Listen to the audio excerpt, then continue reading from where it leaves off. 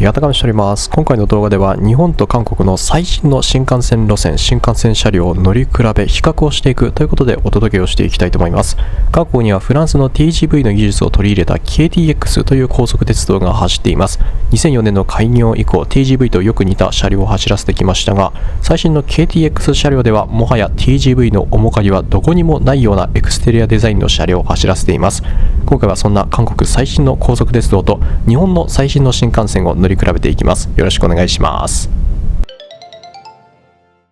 さあ、というわけでまずは日本の新幹線です。今日本で最新の新幹線となっているのは令和4年9月に開業しました西九州新幹線という路線です。こちら九州の武雄温泉から長崎までを結ぶ 69.6 キロ、非常に短い新幹線路線です。私はこちら開業初日に乗車をしてきましたので、その様子でお届けをしたいと思います。車両は東海道新幹線でも走っている N700S の西九州新幹線バージョン6両編成です。普通車のみのモノクラスですが、自由席と指定席で若干車両に違いがあります。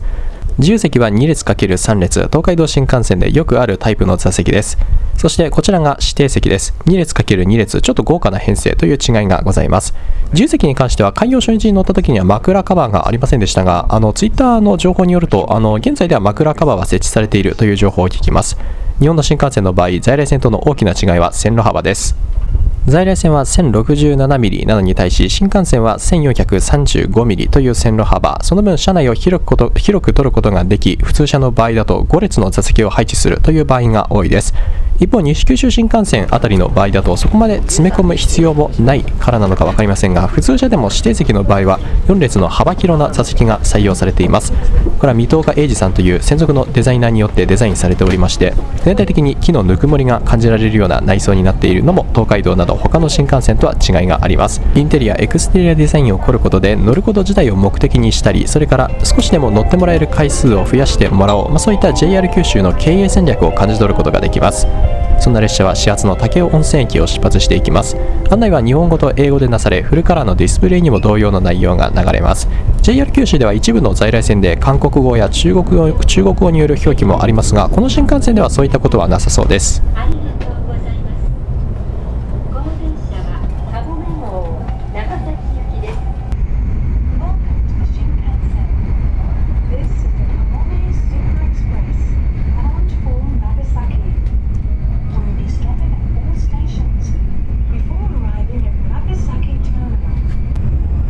充電関連は指定席、自由席ともにコンセントが各座席1つずつついています。またデッキには沿線の伝統工芸品のミニギャラリーが設置されています。お手洗いの際や列車を降りる際、ドアが開くまでの少しの間に芸術鑑賞ができるという粋な計らいがなされているわけです。さあ、列車は佐賀県から長崎県に入りました。全体的にトンネルの多い西九州新幹線ですが、ここで少しだけ大村湾の海の車窓を楽しむことができます。驚くべきはこの列車、200キロ以上出しているのにほとんど揺れないということです。高い保線技術で200キロ以上出していても超快適に移動できるというのが日本の新幹線です。今日も西九州新幹線をご利用くださいましてありがとうございます。お忘れ物なさいませんよう今一度お確かめください。さあ、列車はすぐに終点の長崎駅に滑り込んでいきます。全長70キロ弱ということで、西九州新幹線20分程度で終点まで着いてしまうのです。エクステリアデザインも非常にスタイリッシュです。そんな西九州新幹線なんですけども、唯一の問題点としては別の動画で詳しく解説していますが、建設計画が全くの無計画でして、現状完成している武雄温泉という中途半端なところから、そこから博多方面の線路のですね、つながる計画が全く決まっていないということだと思います。佐賀県としては今ある在来線で十分ということで、武雄温泉から先の建設に反対しているのです。西九州新幹線などここ30年の整備新幹線と呼ばれる新幹線のスキームでは、地元自治体が反対すれば新幹線は建設することができないということになっています。そのため現状計画も定まっていなければ建設もできないということになっているのです。現状未着工の区間に関しては平坦な土地が続く、技術的には建設が容易だと思われる区間などですが、政治の問題で開通への見通しが立たないというのは何とも情けないところです。さて、続きまして韓国の KTX です。韓国最新の高速鉄道路線はカンヌン線 KTX という全長230キロ程度の路線です。ただ実際にはそのうちの半分以上は既存の線路を走り、この間はせいぜい160キロ程度の運行速度です。2017年冬に完成した最新の区間は途中のウォンジュというところからカンヌン間100キロ程度の区間です。一応 KTX 専用の線路というわけではなくて、将来的には一般の列車も走行できるように保安装置などは組んであるようですが、現状走っているのは KTX のみですし、最高速度も250キロに設定されており、高速鉄道と呼んでも差し支えはないと思います。この区間は2018年に行われた平昌オリンピックに合わせて開業にこぎつけた区間です。日本でも1964年の東京オリンピックや1998年長野オリンピックに合わせて新幹線路線が開業する事例があり、そういった動きに関しては日本と韓国同じなんだ、そんな風に思いました。さて、この KTX ですが、車両は KTX の現状最新型である15万型イウム号です。韓国ヒュンダイロテムが独自開発した韓国で初めての純国産高速鉄道車両です。従来の KTX では連接台車、動力集中方式が取られていましたが、このイウム号では動力分散方式、日本の新幹線と同じです。イウム号の場合、先頭車両以外全ての車両にモーターが搭載されています。初代 KTX や2代目 KTX ではフランス式の連接台車を用いていましたが、イウム号ではこれも刷新し、ボギー台車と呼ばれる各車両に2つずつの台車が搭載された、これも日本の新幹線と同じスタイルが採用されています。日本では1964年の新幹線開業当初から動力分散方式を採用し続けてきましたが、最近では世界的にも動力分散方式に傾きつつありまして、これはやはり加速性能やブレーキ力の高さ、運行のしやすさという点で優位に立つ動力分散方式に世界がようやく追いついてきた、そういうふうに思います。さあ、車内に入っていきましょう。イウム号は一般室と優等室、日本でいうところのグリーン室を、備えています。まずは一般室の座席です。2列 ×2 列のシートです。先ほどの N700S でも指定席は同様の座席配列でした。しかし N700S ほどの座席の広さは感じられません。それもそのはずでして、車体の幅に関しては N700S よりも20センチ狭い3メートル15センチという幅になっています。車内の広さは N700S の方が上回っています。また、車体の高さに関しては N700S が3メートル60センチなどに対し、イウム号は4メートルです。そのため、イウム号の方が40センチ高いんですね。正面から見た時の印象としては、全体的に N700S より縦長な印象の車両になっています。さて、座席のリクライニングを倒していきます。日本の場合、一般的な座席は腰の位置に回転中心があり、そこを中心に倒れていきますが、一方で韓国の場合、一般的に座席のリクライニングの視点は座席のてっぺん、首がある、位置あたりにあるんですね。なので日本と同じ感覚で背中を後ろに倒そうとするとうまく倒すことができません。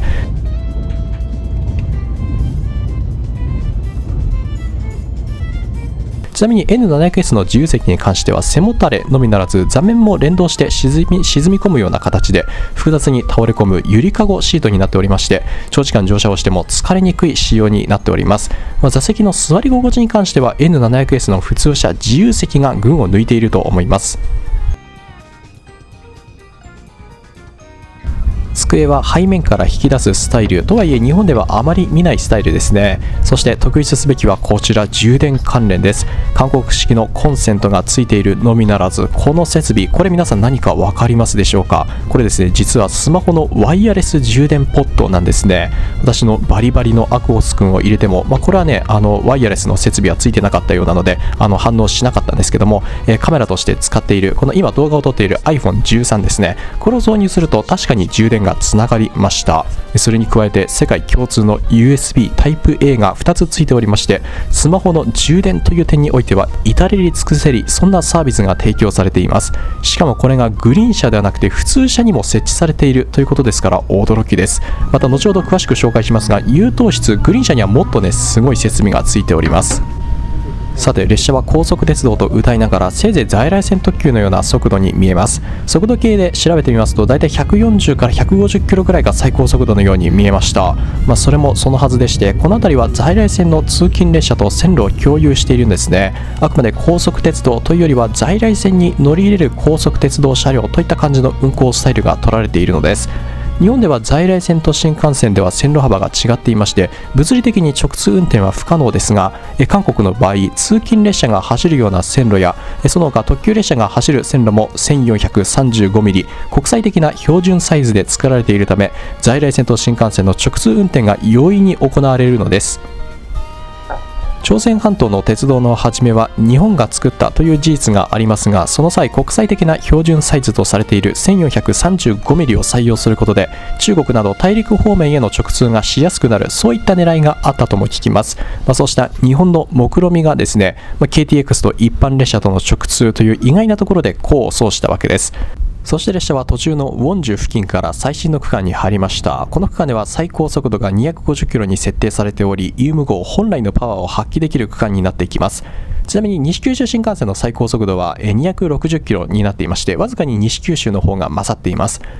さらにですね、事前の情報ではこのイウム君には振動緩和装置に不具合がありまして、乗っていられないぐらいものすごい揺れがあるという情報も聞いてたんですけども、実際にはですねそんなことは全然なくて、日本の新幹線とそこまで大きな違いはないのではないかと思える程度の揺れでした。ある程度その振動緩和装置に対する不具合に関しても速度を若干緩めるとかそういった対症療法が取られているようでして、その揺れに関してはだいぶマシになっていた印象です。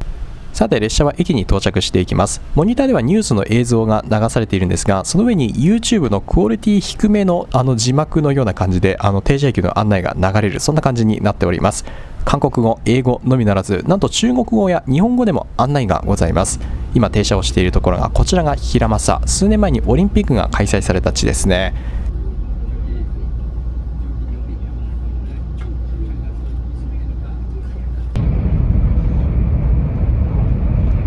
さあ列車はカンヌン線を走ってきましたが、列車はそのカンヌン駅は経由せず、これから先別の駅、東海駅、トンヘ駅というところに向かっていきます。これから先の区間は他の一般列車も走るような線路です。新幹線車両とは思えないようなだいたい50キロ程度でずっと30分ぐらい走行していきます。さあ途中こんな感じで日本海が見えてきます。曇っている景色、なんとなくですね日本の羽越本線とかから望むような日本海の光景とあんまり変わらないんだな、そんな印象を受けました。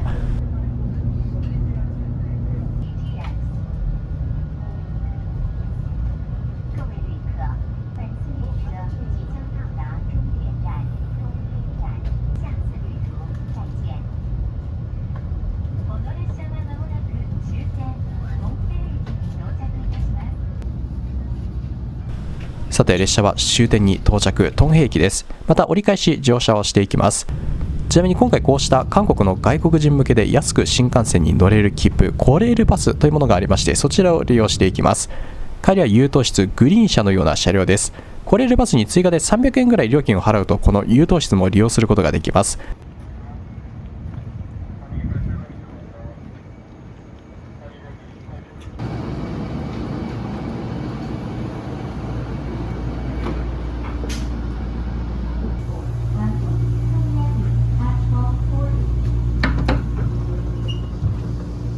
座席は一般車と同じく2列 ×2 列シートですが、驚くべきことにですね航空機の座席のようなこんな感じモニターがついているんですね。こちらでネットの検索や YouTube などを見ることができるようになっています。これには本当に驚きました。座席のリクライニングは電動式、日本の新幹線のグリーン車とだいぶ似ています。枕に関しても可動式、本当に高級感があります。ただ座席の広さに関しては普通車に比べると、若干広い一方ですね。西九州新幹線の指定席の座席と比べても、同じかむしろ西九州新幹線より若干狭い、そんな印象でした。さてただいま在来線区間の駅を出発したところです。加速性能に関してですが、かなりゆっくり駅を出発していくという印象です。一応これ軌道加速度という数値としては 2.0km/h/s という値になっています。N700S ではこれが 2.6 なので、確かに劣っているといえば劣っているのですが、どちらかというとこれはイウム号が劣っているというよりは N700S が化け物級の性能を持っているというのが実態としては近いと思います。N700S は東海道新幹線用に開発された車両でして、1時間に最大12本ののぞみ号が走る中、こだま光も走らせなければならず、出発したこだま号の加速性能が低いと後ろを走るのぞみ号に追いつかれてしまう、そういった特殊な状況において鬼のような加速性能が求められていたのです。ただ 2.0 というイウム号の軌道加速度に関しても決して低いというわけではなくて、例えばフランス TGV では 1.76、ドイツの ICE では 1.9 だったりするため、韓国のこの最新型イウム号も加速性能に関しては検討している方です。さて最後、安全性に関してです。2007年、2013年に信号無視による列車の衝突事故が発生したり、2011年、2016年に線路の不備による脱線事故が起きたりと、日本では起こりえないような事故が頻繁に起きている、そんなイメージの韓国高速鉄道ですが、幸いにもですね、今まで一度も死者を出すほどの事故は起こしていないんですね。その点、ある程度安心して乗れる高速鉄道にはなっているのかなと思います。一方、日本の新幹線の場合、今まで地震による脱線が上越、九州、東北で3回起きていますが、もちろん死者はゼロです。最近では線路の内側に脱線防止ガードと呼ばれる、地震が起きても脱線することを防ぐような装置もついている線区が増えてきています。地震が多い日本でも安心して乗れるというのが日本の新幹線です。また西九州新幹線の安全性で特に述べておきたいのがこれです。トンネル付近、砂粒一つさえも決して崖崩れさせないという強い意志を感じるこの土木工事、安全面に関してはやはりあらゆる災害に対応した日本の新幹線の方に軍配が上がると思います。さて最後、まとめです。日本と韓国の最新式高速鉄道を乗り比べるということでお届けをしてまいりましたが、安全性という鉄道において最も譲れない部分においてはやはり日本の新幹線の方が勝っていると言わざるを得ないと思います。一方で世の中完全なるノーリスクなんていうことはめったにありません。ある程度小さいリスクに関しては目をつぶって単純に乗り物としての快適性や性能を比べると、日本の新幹線にももちろんいいところもあるし、一方で充電機器など韓国の高速鉄道の方にもいいところがある、そんなことを発見できました。単純にどちらが勝っているということを優劣を決めるよりは、それぞれの良い特徴を楽しんでいきたい、そんな風に思います。また現在韓国ではユーム号をさらにパワーアップさせて320キロまで出すことができる16万型というのの量産先行車が出ていまして、時期に運行開始するだろうというふうに言われています。また日本でも山形新幹線用の E8 系がただいま試運転を繰り返している途中でして、予定通り行けば令和6年の3月に営業運転を開始するということになっています。日本に関しても韓国に関しても時期にまた新しい新幹線車両がデビューするということで、そういった車両も乗り比べをしたら楽しそう、そんな風に思ったところで今回の動画を終わりにしたいと思います。というわけで最後までご視聴いただきまして誠にありがとうございました。よろしければチャンネル登録もお願いいたします。ありがとうございました。